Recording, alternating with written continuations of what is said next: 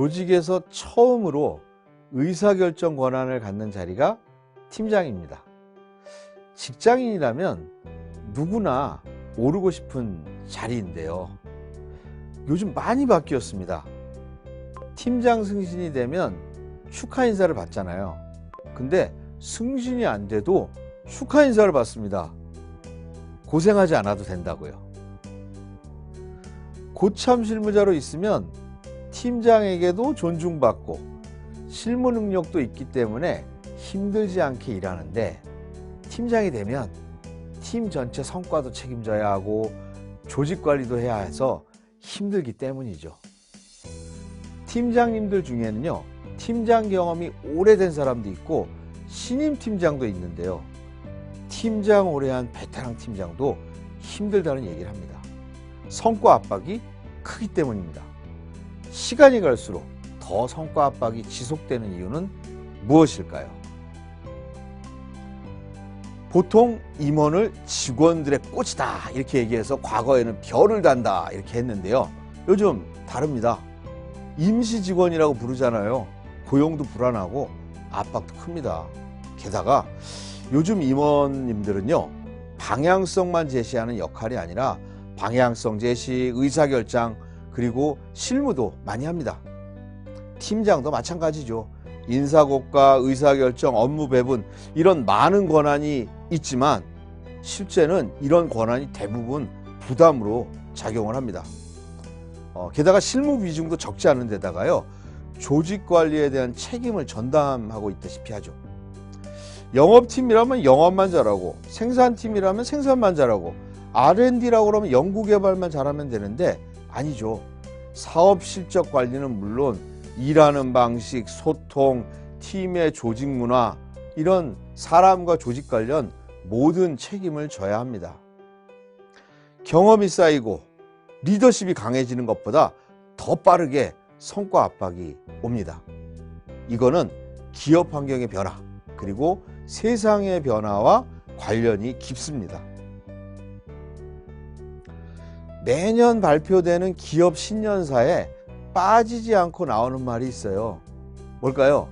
예, 직원들 수고했다. 맞아요. 이게 들어갑니다. 근데 이 말이 나오자마자 나오는 말이 위기입니다. 그리고 변화해야 된다, 이런 얘기입니다. 위기와 변화는요, 매년 나오는 말이고요, 조직 책임자에게는 상당한 압박을 주죠. 위기와 변화가 계속 언급되는 이유는 불확실성과 관련이 깊습니다. 예측이 안 되니까 위기죠. 예측이 안 되는 게 위기인 이유는요, 저성장, 초경쟁 때문입니다.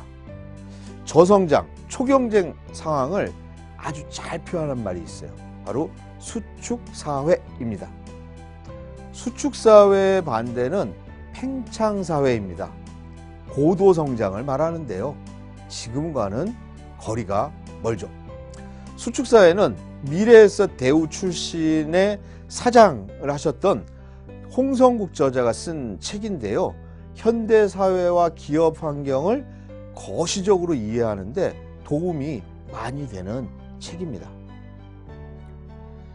이 저자는 책에서 수축사회를 뒷문에는 늑대, 앞문에는 호랑이가 버티고 있는 상황이다, 이렇게 표현을 합니다. 아유, 심각하죠. 갈 데가 없네요.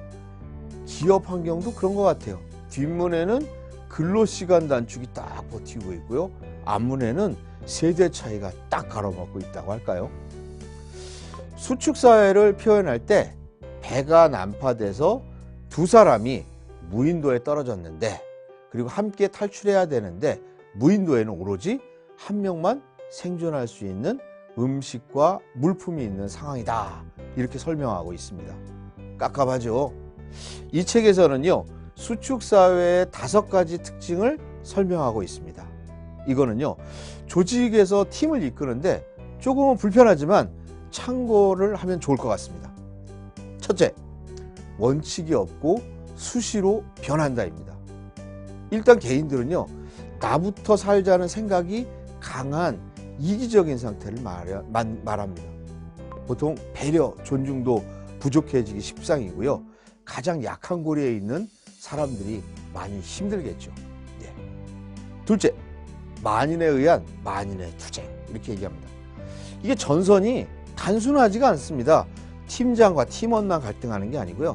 팀원 중에도 기성세대 팀원과 젊은 팀원들이 갈등합니다. 능력과 권한이 있는 고참 팀원과 능력과 권한이 없는 고참 팀원 간의 갈등도 있고요. 이렇게 입체적으로 전선이 형성됩니다. 그런데요, 이렇게 만인에 의한 만인의 투쟁을 하는데도 서로가 서로에게 매우 의존적인 상황입니다. 그러니까 서로 뭔가 갈등은 있는데 같이 뭔가를 해야 되는 이런 상황이라는 거죠. 셋째, 눈앞의 승리에 급급하는 경향입니다. 앞으로 몇 년 후 이런 얘기가 통하지가 않고요. 이번에 연말에 우리 팀이 성과를 내면 이런 말도 잘 통하지 않는 거예요. 특히 젊은 직원들에게는 미래에 대한 얘기가 잘 안 통합니다. 그리고 많은 직원들이 작은 전투에서는 승리하려고 막 노력해요. 근데 결국 큰 전쟁에서는 패배하는 상황이 자주 발생합니다.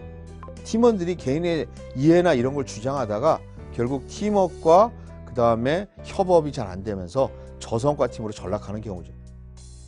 넷째, 팽창사회를 찾아서 집중하는 경향이 있습니다. 샤인머스켓이라고 하는 만고만 나는 녹색, 연두색 고급 포도가 아주 인기인데요. 이게 일반 포도보다 가격이 거의 3배, 두세 배 이상 비쌉니다. 이제 너나 없이 샤인머스켓을 심고 있죠. 이게 시간이 되면 어떻게 될까요? 샤인머스켓이 너무 공급이 많아지겠죠. 그러면 결국 또 가격이 떨어지고 바로 팽창사회가 수축사회로 바뀌게 될 수 있는 이런 경우입니다. 팀에서도 마찬가지로요. 어려운 일을 안 하고 되는 일만 하려고 할 수 있는 거죠. 이런 문제입니다. 끝으로 경쟁 심화와 심리 게임입니다. 가만히 있으면 나만 나간다 이런 생각이 있어서 너무 머리를 굴리게 되는 거죠. 수축사회 특징 이런 겁니다. 이게 좋은 얘기는 아닙니다. 불편하지만 진실이고요.